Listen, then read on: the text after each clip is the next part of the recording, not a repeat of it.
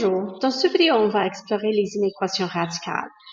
Alors, ces inéquations sont différentes des inéquations polynomiales et rationnelles parce qu'on n'est pas vraiment capable de les exprimer juste en produit. Avec les polynômes et les inéquations rationnelles, on voulait les exprimer juste en produit et en quotient pour être capable de comparer si chaque facteur était positif ou négatif, mais ce n'est pas possible avec les inéquations radicales. Cependant, il y a certaines qualités qui sont partagées. On doit considérer le domaine et que les solutions aux équations correspondantes vont nous donner des valeurs critiques qui vont définir certains intervalles. Et notre tâche, c'est de décider quels intervalles sont inclus dans l'ensemble des solutions. D'abord, si on considère cette première inéquation, on a la valeur absolue de, la racine carrée de x moins 5 est plus grand ou égal à 3. Notre instinct, c'est probablement juste de mettre les deux côtés au carré. Mais il faut vraiment faire attention avec les inéquations parce que ce n'est pas vrai que si A est plus petit que B, A au carré est plus petit que B au carré. Par exemple, et pour illustrer, si par exemple j'ai l'énoncé qui est complètement vrai que 2 est plus petit que 3, et je mets les deux côtés au carré, l'inéquation est préservée. C'est vrai que 4 est plus petit que 9. Par contre, si j'ai l'énoncé qui est encore complètement vrai, que 3 est plus petit que 2, mais je mets les deux côtés au carré, l'inéquation n'est plus préservée. 9 n'est pas plus petit que 4. Alors, on ne peut pas juste mettre au carré une inéquation avec des inconnus. Mais ce qu'on va faire, c'est qu'on va résoudre l'équation associée. C'est-à-dire, quand est-ce que la racine carrée de x moins 5 égale 3? Ça, c'est quand x moins 5 égale 9 et donc quand x égale 13. Donc, on a une valeur critique quand x égale 13. On a une autre valeur critique associée avec le domaine, c'est-à-dire x devrait être dans ce cas plus grand ou égal à 5. Alors, j'ai deux valeurs critiques. 5, c'est une limite sur le domaine. Et 13, c'est une frontière, disons, entre une région qui peut être une solution et une région qui ne l'est pas. Dans ce cas, 13 fait partie de la solution. Parce que quand x égale 13, la racine carrée de x moins 5 égale 3 et on inclut l'égalité dans ce cas. Une chose que j'avais oubliée, il faut toujours aussi vérifier pour ne pas avoir des racines étrangères.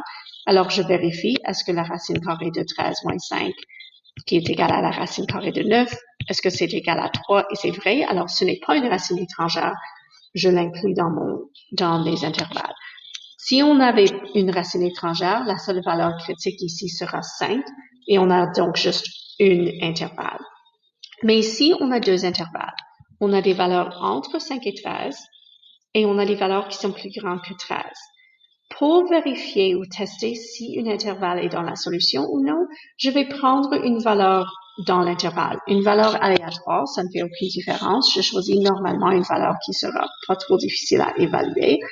Disons par exemple que dans ce cas, je choisis x égale 10, par exemple. Et dans celui-ci, x égale 20.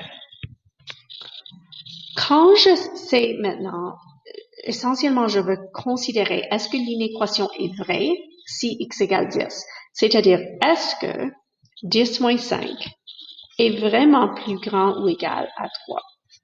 Well, la racine carrée de 10 moins 5, c'est la racine carrée de 5. La racine carrée de 5 est plus petit que 3. Donc, cet intervalle ne fait pas partie de la solution. Par contre, la racine carrée de 20 moins 5, c'est la racine carrée de 15. La racine carrée de 15 est plus grande que 3. Alors, cet intervalle fait partie de la solution. Et donc, notre solution, c'est que x appartient à l'intervalle de 13, et ça inclut le 13, à l'infini. Si je considère cette inéquation, c'est plus ou moins le même processus. On va commencer avec la résolution de l'équation, même si dans ce cas, on n'inclut pas l'égalité. C'est juste forcément, strictement plus grand. Donc, bien moins la racine carrée de 3x moins 5 est strictement plus grand que 4, pas égal à 4. Mais La solution à 8 moins la racine carrée de 3x moins 5 égale 4 va me donner la valeur critique pour les intervalles. J'ai aussi une valeur critique qui vient du domaine. Alors, dans ce cas, x est plus grand ou égal à 5 tiers. Alors, 5 tiers est aussi une valeur critique. Mais résolvons maintenant cette équation. So, on a négatif racine carrée de 3x moins 5 égale négatif 4. Je mets les deux côtés au carré et j'ai 3x moins 5 égale 16. Donc, 3x égale 21, x égale 7. Je vérifie cette solution pour m'assurer que ce n'est pas une racine étrangère. Alors, on a, est-ce que 8 moins la racine carrée de 3 fois 7 moins 5, qui est 16. Ça, c'est 8 moins 4. Ça, c'est égal à 4. Alors, on inclut cette solution pour les intervalles. Mais notez que on a 5 tiers comme limite du domaine. On a 7 comme division des intervalles, mais le 7 ne ferait jamais partie de la solution. Je dois maintenant tester des valeurs. Alors, je teste par exemple x égale, je ne sais pas, 6.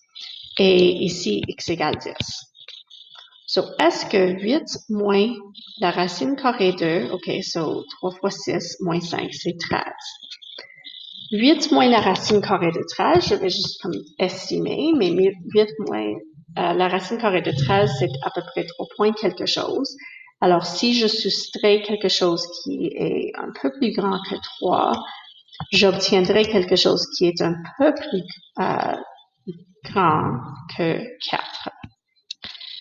Alors, j'ai quelque chose dans cet intervalle qui convient à une équation. Cet intervalle ferait partie de la solution. Dans la grande majorité des cas, si cet intervalle fait partie des solutions, l'autre ne le ferait pas, mais il faut quand même vérifier, parce que ce n'est pas toujours le cas. So, est-ce que 8 moins la racine carrée de 30 moins 5, c'est 25? Oh, 8 moins 5, c'est 3. 3 est plus petit que 4. Donc, celle-ci ne fait pas partie de la solution. Je peux inclure le 5 tiers dans la solution parce que mon domaine, c'est x est plus grand ou égal à 5 tiers. Donc, la solution ici, c'est que x fait partie de l'intervalle entre 5 tiers et 7, pardon. Et ça inclut le 5 tiers, mais ça n'inclut pas le 7.